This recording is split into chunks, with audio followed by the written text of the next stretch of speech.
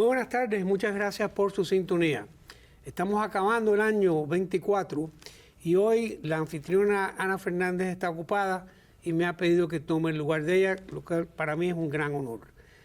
Antes de empezar nuestra programación de hoy, quiero darle las gracias de corazón a esas personas que hacen que este programa lo puedan ver ustedes, empezando por el señor Dotres del School Board, yendo hacia Al y a John y el staff que hacen mucho más con mucho menos para que esto luzca lo más bonito posible. Y también quiero hoy mencionar a Luis Díaz, que hace más de 40 años fue el que inició esta programación en español, y a él, a todos los que he mencionado, le estamos muy agradecidos. El programa de hoy es especial porque vamos a dedicárselo no solo a un grupo hispano, sino a todos, y en particular voy a empezar por nuestros hermanos venezolanos, nuestros hermanos nicaragüenses, nuestros hermanos haitianos, nuestros hermanos cubanos. Y quien traigo de invitada es una hermana boricua de Puerto Rico que es una especialista en lo que se llama la inmigración. Y el Colegio de Abogados tiene una manera de ver cómo ejercen los abogados. Y lo más alto que puede llegar en ese nivel es lo que se llama AD. Y esta doctora es una abogada AD en cuestiones de inmigración. Bienvenida, doctora Isadora Velázquez. Un placer estar aquí contigo y muchísimas gracias por la invitación. Doctora, quiero decirle que el nombre suyo es muy interesante. Claro. Isadora por Isadora Duncan. Así es. Y Velázquez por don Diego Velázquez. Es así, soy un nombre muy culto. Muy bien. Doctora, estamos en un momento crucial en lo que es la cuestión de inmigración, porque vamos a tener un cambio de lo que es la política sobre la inmigración. Y bueno, primero voy a empezar con el título que usted tiene. En inmigración pueden ejercer personas que no son abogados, ¿correcto? Lamentablemente uno puede completar, es diferente ejercer a completar formularios, y lo que vemos es que en realidad es que cualquier persona puede completar un formulario, igual que cualquier persona puede someter una declaración de impuestos, por ejemplo. La gran diferencia es, para aparecer frente a un juez tiene que ser un abogado, y una declaración de impuestos, si quieres pelearla, tienes que tener alguien que lo sepa hacer. Un abogado es el que completa el formulario verdaderamente con algo que perder. Muy buena la analogía, y quiero añadir que es que a veces la forma de inmigración, al poner quién le ayudó a preparar esto, hasta cierto punto se engaña al individuo, porque lo que es ejercer derecho es otra cosa. Es así. Y es remedios legales también que uno tiene cuando uno comete un error, porque un abogado le dio el consejo equivocado, a diferencia de que cuando, por ejemplo, un notario completa el formulario de manera equivocada, no hay nada que se pueda hacer. Sí, se fastidió. El Colegio de Abogados tiene un proceso en el cual la persona que es víctima de mal consejo puede hasta reportar a la persona al Colegio de Abogados. El Colegio de Abogados entonces investiga el caso, y aunque muchas veces no se mete porque la decisión del juez quizás no hubiese importado, sí le da esa extra oportunidad al individuo que está con problemas de asilo y ese tipo de cosas. Doctora, hay muchos temas que fueron muy calientes durante la elección, y una de las promesas del presidente que viene ahora es que iba a ser deportaciones masivas. Díganos, como abogada de inmigración, qué es lo que quiere decir esto y cómo es que usted cree que se va a aplicar. Primero quiero explicárselo a la comunidad que mencionaste al principio, esa comunidad cubana, nicaragüense, venezolana y haitiana, que tal vez entró con el parol que otorgó la administración del presidente Biden, porque ese parol ya se anunció que no se iba a renovar y muchas personas tienen miedo. Y para los que no sepan, parol es un permiso para entrar a los Estados Unidos. Correcto. Por un tiempo limitado, y esto duraba 2 años. Y bueno, y cuando caduca el tiempo, uno pierde el estatus. Es así. Y eso aplica a todo parol. Por ejemplo, personas que vienen como turistas reciben un parol a veces de 6 meses, y una vez termina el tiempo ya caducó tu estadía como turista. Aquí, cuando se empieza a hablar de estas deportaciones masivas, una preocupación que tienen particularmente estas comunidades: si se me acaba mi parol, ¿qué hago? Y si voy a ser sujeto a estas deportaciones masivas. Y es bueno aclarar que me alegro que estamos arrancando con este tema. El parol viene del francés, que quiere decir la palabra de uno. Entonces uno está dando su palabra, que en un periodo de tiempo uno tiene que hacer algo. Así mismo es, que uno o se va o tiene que hacer algo. Pero es proactivo, uno Es tiene así. que hacer algo. Y eso siempre ha sido la ley. Entonces, todo el que vaya a usted y le dice, mire, yo tengo un parol, hipotéticamente, con fecha tal que se vence en tal fecha. Estoy asustado porque dice que van a empezar a deportar personas. Vamos a hablar primero del que está a tiempo. ¿Qué hace el que está a tiempo? Personas que estén aquí en los Estados Unidos pueden hacer un cambio de estatus. Esto no necesariamente tiene que ser una aplicación a la residencia. Usted, por ejemplo, puede cambiar su estatus si busca estudiar a una visa de estudiantes. Tal vez usted busque invertir acá en los Estados Unidos, puede aplicar una visa de inversionistas. Que hay opciones. Es verdad que muchas veces están limitadas basado en nacionalidad. Venezuela, por ejemplo, tiene muchos límites en inversión, pero hay opciones para hacer un cambio de estatus y así quedarse en el país legalmente. Entonces, el que vea este programa, les recuerdo, esta es una abogada que nos está diciendo que hay opciones.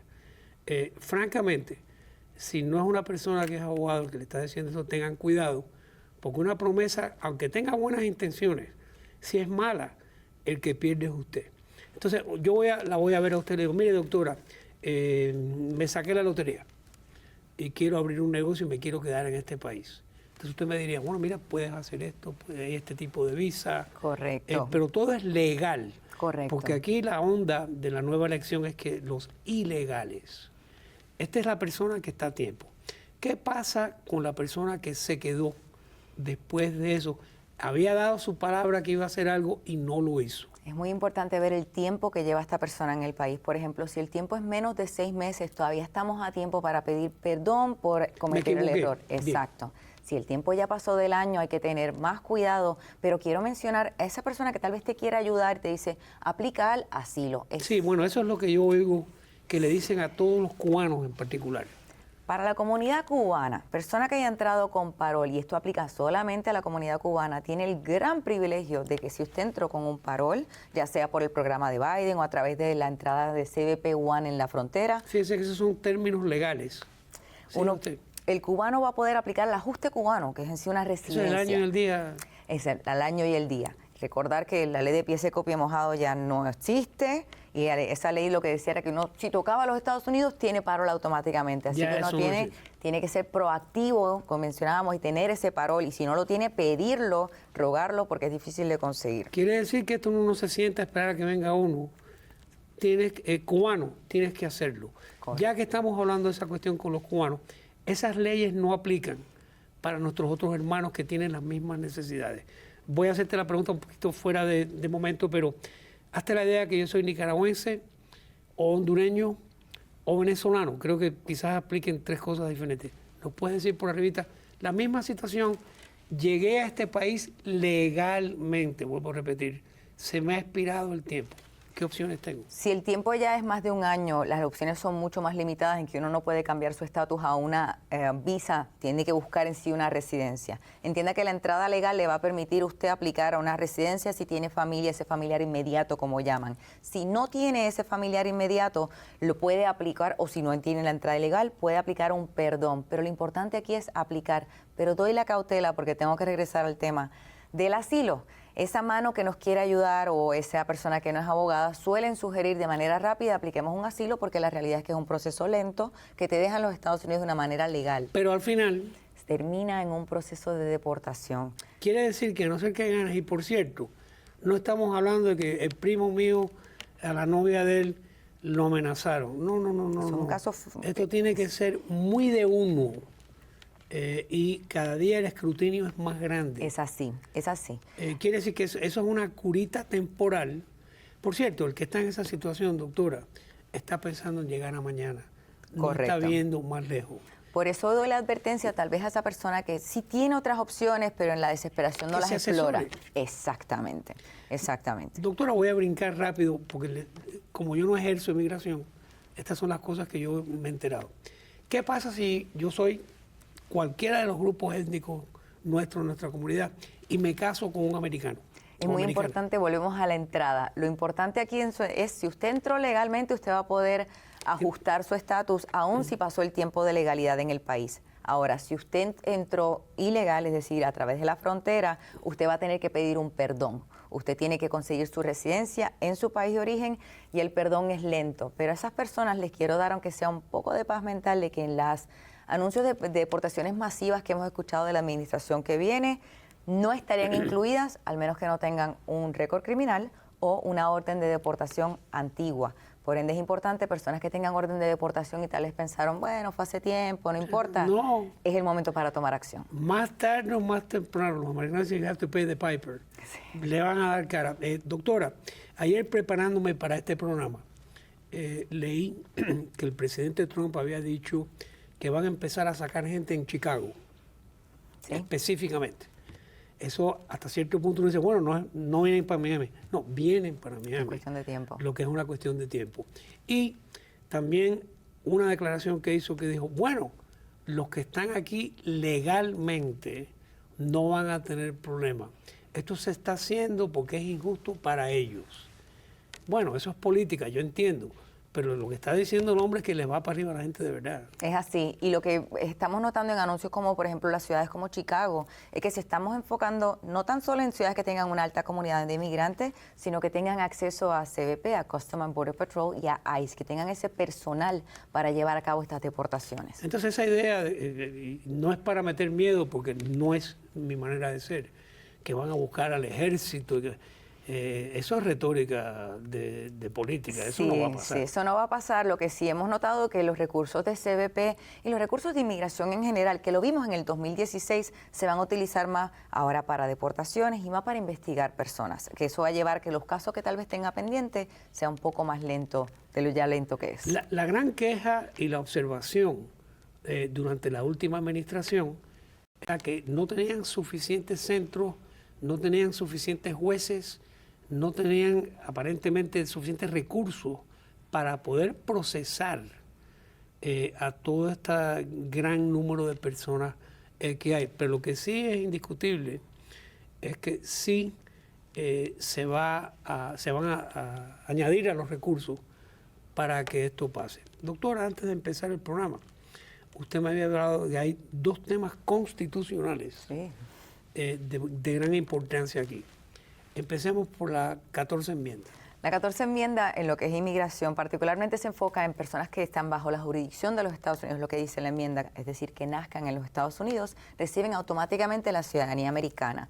Ha sido muy atacado, no es algo nuevo. En el 2018 el presidente Trump en dicho momento atacó la enmienda 14, particularmente por ese miedo de lo que llaman el turismo para dar a luz acá, lo cual es una realidad. Lo interesante es que lo menciona como algo que solamente hace los Estados Unidos, cuando la realidad es que nuestro país vecino, Canadá, también tiene el mismo proceso. Pero ahora el ataque y lo que lo hace diferente es que en el 2018 nada ocurrió, pero ahora tenemos una Corte Suprema que ha tomado decisiones que tal vez no se esperaban, por ejemplo en el aborto, y tenemos un presidente que ha dado a entender que va a tomar medidas ejecutivas con la esperanza de que lleguen a la Corte Suprema. Es muy interesante porque que el presidente diga que él quiere hacer algo no quiere decir necesariamente que lo haga. Pero si eventualmente termina en la Corte Suprema, puede ser que sí. Es así, y él ya tiene el precedente en lo que es inmigración, en que el 2016, cuando el presidente Trump en su momento tomó su primer mandato, hizo lo que llamábamos coloquialmente el Muslim ban. Él prohibió la entrada de un número de países islámicos. Y eran países, personas que tenían visas vigentes, perdieron su visa si estaban fuera de los Estados Unidos y verdaderamente no pudieron regresar. Eso llegó a la Corte Suprema y la Corte Suprema dijo que el presidente tenía el poder de hacer eso. Tiene la potestad de hacerlo. Por eso es que ahora volvemos con el tema. Donde tenemos el problema con esto de los niños es que históricamente, y esto es a mediados del siglo XIX, es cuando los Estados Unidos estableció el precedente de que el que nacía aquí tenía el derecho al estatus como americano. Esto es virar más de 150 años de jurisprudencia. Y antes todo, lo que decía usted es verdad, todo el que nacía en este país se consideraba americano, y voy a añadir, y americanos que nacían en otros países. Puerto Rico. Por ejemplo, no, Puerto Rico, pero podemos decir, en Panamá, si era el hijo del embajador, tenían esa protección. Y todavía, si uno nace en otro país y sus padres son americanos, uno puede ir a la embajada y reclamar su ciudadanía americana. O sea que eso todavía existe. No obstante, es un tema de gran importancia porque estamos viendo un cambio que es drástico. Volviendo a la Constitución, yo le estaba hablando con usted sobre la 8ª enmienda, donde estamos hablando de castigos que son duros, injustos, y Es interesante porque la retórica, preparándome para el programa de hoy, es que el presidente que viene ahora dice que la culpa de que haya 350,000 niños sin sus padres es de ciertos funcionarios demócratas. Es así. Pero el hecho es que siguen 350,000 niños sin sus padres. ¿Usted nos puede dar algún tipo de anticipo o predicción de qué piensa usted que va a pasar? Aquí lo que me parece que va a ser interesante es que el presidente Trump ha tomado una medida, por lo menos en su retórica, en lo que menciona, Sí. de que aún hijos que sean ciudadanos americanos, si sus padres no tienen estatus, es decir, forman parte de estos niños sin esa conexión, dichos niños podrían, tal vez no, la palabra no sería de ser deportados, pero ser parte de estas deportaciones masivas en que se vean obligados a seguir a sus padres. Entre todo lo que ha dicho, esa es la parte que me parece más complicada para llevar a cabo, debido a que la Constitución es Logística. clara. No puedes deportar a un americano. Correcto. Es un detalle que ahí creo es donde la enmienda 8 va a ser esencial en poder defender esos derechos. Oiga, es un placer discutir con usted la ley, sobre todo por el conocimiento que usted tiene de las cositas pequeñas.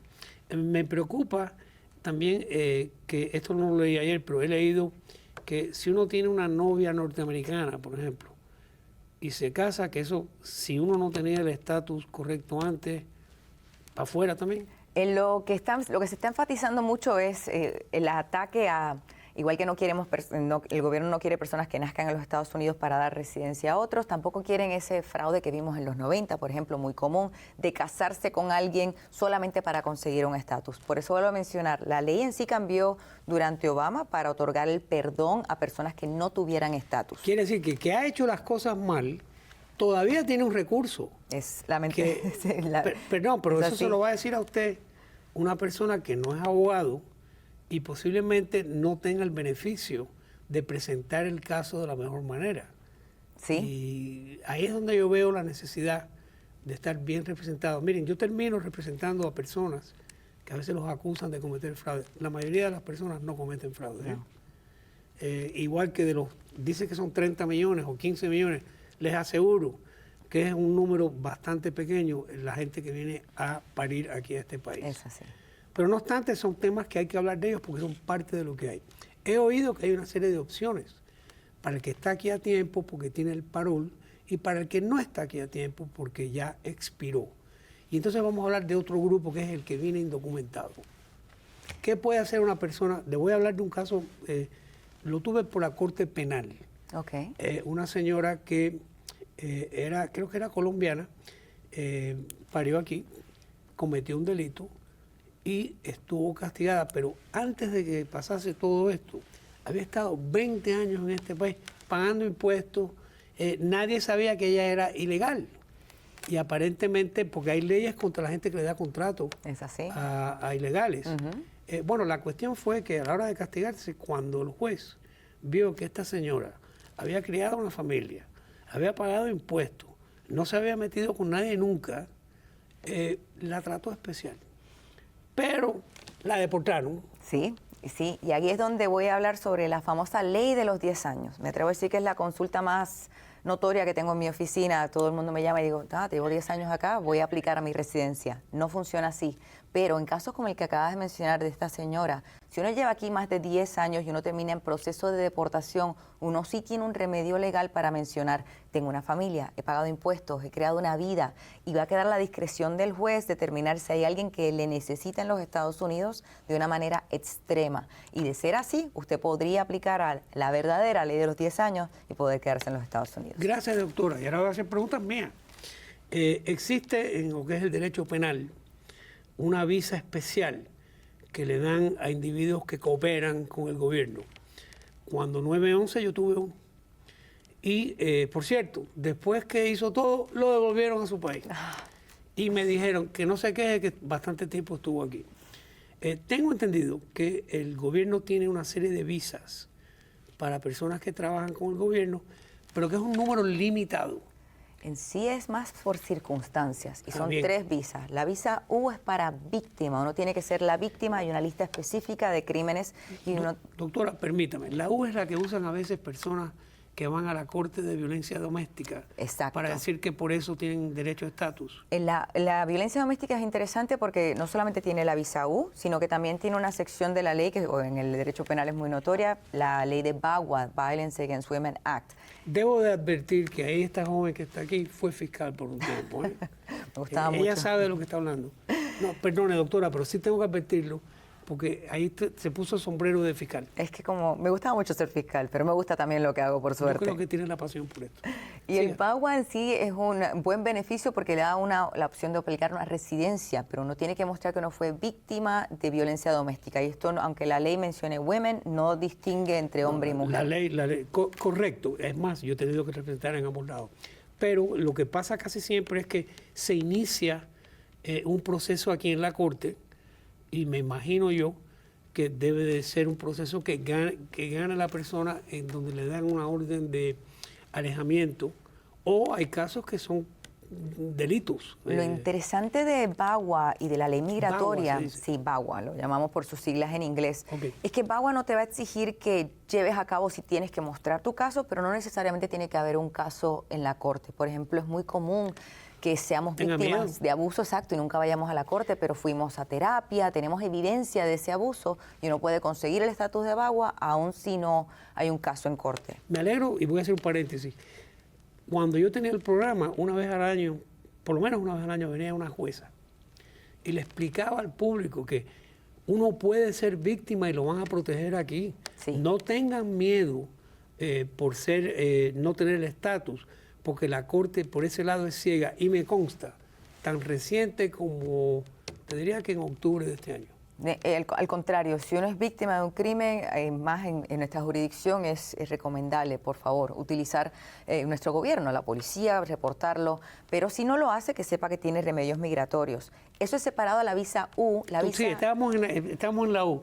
La Usted visa, tiene 3 visas que me va a decir, diga. La visa U sí está atada a que tiene que haber un caso en corte, porque sí requiere que ya sea un policía, detective, un juez, un fiscal, firmen diciendo que usted es una víctima y que es necesario para el caso. Bien. Eso es separado a la visa S, que lo llamamos coloquialmente la visa para los snitches, que podría ser la visa para el que coopera. Snitch en cubano es chivato. Sí. No es un término, pero no obstante, si no hubiese cooperación de ciertas personas, muchos casos no se pudiesen hacer. Estoy hablando de un defensor. Y muchas veces a gente que les dicen chivato han sido traicionados.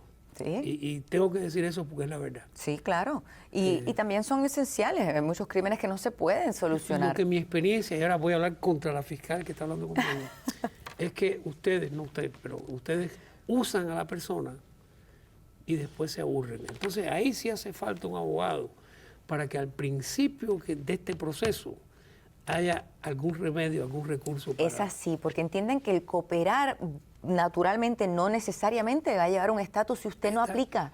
Y el cooperar, y lamento decirlo de esta manera, pero si el cooperar sin algo escrito, usted puede decir, yo hablé con el fiscal, yo hablé con el detective, si no tengo evidencia, no podemos aplicar. Voy a añadir, yo no hablaría con el detective, yo exigiría hablar con el fiscal. Sí.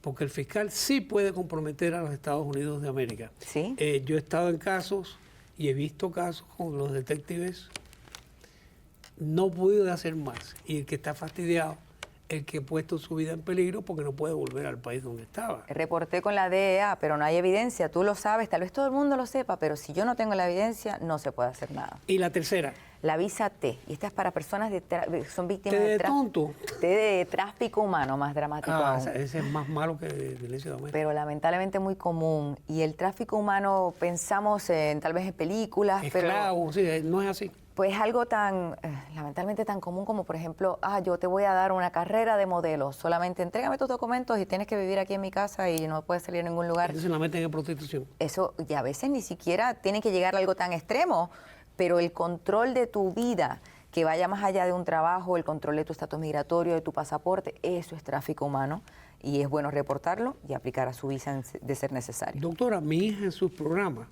le pide a los invitados que hablen un poquito de ellos mismos. Yo creo que ya usted ha hablado muy bien de usted, pero no obstante nos quedan 3 minutos y quisiera que nos diga un poquitico sobre usted. Bueno, como bien mencionaste, soy puertorriqueña y estoy muy orgullosa de mi país, es la luz de mis ojos. Mi mamá es venezolana, así que por eso hablo raro cuando hablo el español. Estoy orgullosamente casada con un argentino, por eso practico inmigración, porque soy una ciudadana del mundo. Usted debía haber trabajado por el State Department. Soy un ejemplo de la globalización y de lo bueno que está. ¿Por qué estudiaste Derecho? Fui a la escuela de leyes específicamente porque en el ámbito de Miami, rodeada de inmigrantes, yo no entendía por qué no podían viajar, no entendía por qué estaban tristes, no entendía por qué extrañaban sus países, y la escuela de leyes era la mejor manera de poder entenderlo y ayudarlos a gustar. Fuiste fiscal, que para ser fiscal hay que ser una persona muy especial. Se los digo yo que nunca fui fiscal. Pero estoy diciendo eso como un elogio. Fuiste de un lado de la cerca, Sí. al que parece ser el lado opuesto. Me consta que los fiscales que después empiezan a ejercer a la voz pública son mejores defensores, porque tienen la pasión nuestra, plus. ¿Por qué? Me fui al otro lado, particularmente en lo que es inmigración, porque personas que tienen un récord criminal en inmigración, la mejor manera de ganar tu caso es mostrar que el sistema funciona, que te arrepientes de lo que ocurrió, que no eres la misma persona que cometió ese crimen, que has aprendido, que has crecido. Y eso iba a la par con mi entrenamiento en la fiscalía y lo mucho que me gustó trabajar allí. Oiga, yo me alegro mucho que usted no ejerce penal porque usted es tremenda competencia, pero lo que ha dicho la doctora es lo correcto. Lo primero que hay que pensar es que estamos en los Estados Unidos, no estamos en los países nuestros. Aquí uno puede decir que siente lo que hizo y si lo puede probar, cambia todo. Sí. Los cubanos que venimos de un país donde si uno admite cualquier cosa lo castigan, les cuesta a veces trabajo entender eso. Y entienda que cuando ya está en un proceso migratorio, particularmente por un récord criminal, y es bueno, volviendo a las deportaciones masivas, el admitir y mostrar arrepentimiento es la mejor manera de conseguir una solución. Bueno, se dice contrición y es parte de la fórmula de la condena. Es más, cuando se buscan factores para bajar una condena, la contrición y lo que hace la persona, aquí sí tiene algo. Nos queda un minuto, es suyo. Bueno, yo quiero agradecerte esta oportunidad, obviamente a ti, a tu hermosa coanfitriona, Ana, que siempre hacen un buen trabajo comunicando a la comunidad temas muy importantes. Y para mí es un honor que el inmigrante sepa que tiene sus derechos y que los debe pelear, los debe ejercer en estos momentos y siempre. Bueno, yo quiero acabar esto dándole las gracias a usted, doctora, por su tiempo, su esfuerzo y su pasión. Muchas gracias. Quiero darle las gracias siempre a Al y a John y a todos los que hacen mucho más con menos. Pero quiero decir una cosa más. Antes de venir al programa, yo traté de hacer unas cuantas averiguaciones sobre quién era la doctora, porque yo estoy conectado con abogados de inmigración que son amigos míos. Los elogios que usted es AB Rated Board Certified Lawyer, usted se lo ha ganado. Y el que quiera estar en contacto con usted, creo que Al ya puso su correo electrónico, ¿me lo puede repetir? Con mucho gusto nos pueden escribir a isadora@isalawyers.com o llamarnos al 305-938-0676. Muchas gracias y hasta la semana que viene. Que tengan una bella semana.